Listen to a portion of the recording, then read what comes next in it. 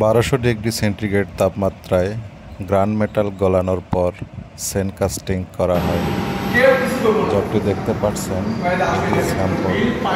এই স্যাম্পল দেখে স্যাম্পল অনুযায়ী সেন কাস্টিং করা হয়। এটার গঠন যেরকম আছে এটা পরবর্তীতে মেশিনে করা হবে। সাইজটা আমরা ঢালাই করে এটা পাই। এখানে কিছু মেশিনিং আছে, স্বাভাবিকভাবে মাঝখানে হোলটা দেওয়া হয়েছে। এখানে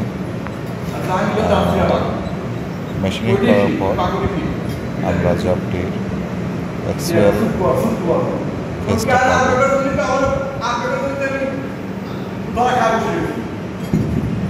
খুবই গুরুত্বপূর্ণ একটি জব ডিকেল। এটির আকার দেখে পরবর্তী মেশিনিং করে সাইজ করা হবে।